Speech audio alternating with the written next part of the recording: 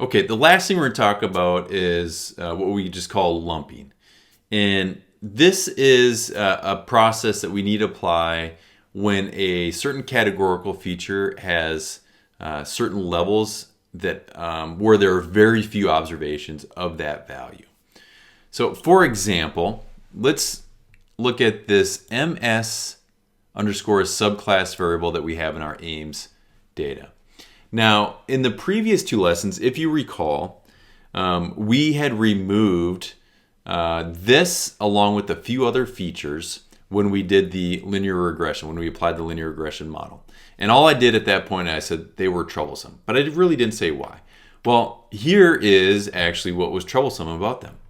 So there are certain values in here that are very rare. There's very few observations. For example, this one story with finished attic, all ages, whatever this fully represents, I'm not 100% sure. I can tell what the one story with finished attic means, but all ages, not too sure. But there are only 4 homes of this observation. So recall within our entire aims data, we've got about 3,000 observations, but only 4 of those had this value for this ms underscore subclass. Well, where the problem comes into play is when we split our data, if it happens to be where all 4 of these are actually included in the test data, but not the training data, then what happens is our model, the way that our model is fit and developed and trained, it will not include this information in the trained model. So then when you apply that model to a test set that does include these values, our model does not know what to do with them. And in fact, what ends up happening is we get this error, right? And it says error in model.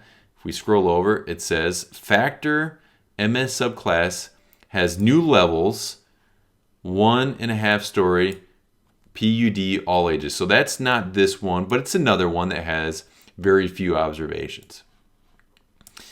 So what we call these are novel levels, and these are levels of very few observations where they all ended up in the test set but not in the training set, and that causes problems. So how can we take care of this? Well, what we can actually do is we can collapse or lump these novel levels into a single other category. So to do this, we apply this step underscore other, and here I'm going to apply it to the ms subclass, and I state a threshold. And this threshold basically means if there are less than 1% of a certain value, right? So in this case, one story with finished attic all ages, there's 4 observations out of 3,000. Well, that's less than 1%. So all these observations would be recoded as other.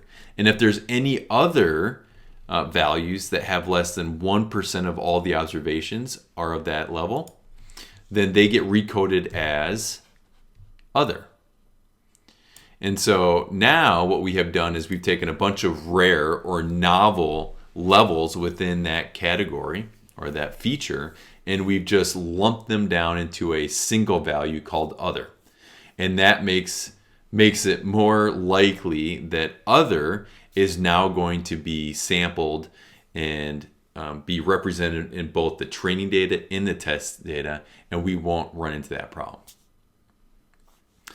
Now, we do want to be careful when we do this lumping, because sometimes there can be certain variables that have what we call these novel levels, but they can actually be important, and they can find certain kind of relationships. And the more we reduce these down into just some single other category, then the less of those that pattern that our algorithms can find. So often when we do this, we need to try to find a balance of lumping these categories or levels down into one without hurting our model performance as well. And in some cases, this is all model based. So again, tree-based models can actually perform exceptionally well when we have these high cardinality features and that actually have novel levels. And so lots of times when we work with those type of models, we don't need to worry about doing this step. But then in other algorithms, like what we saw with linear regression, we do.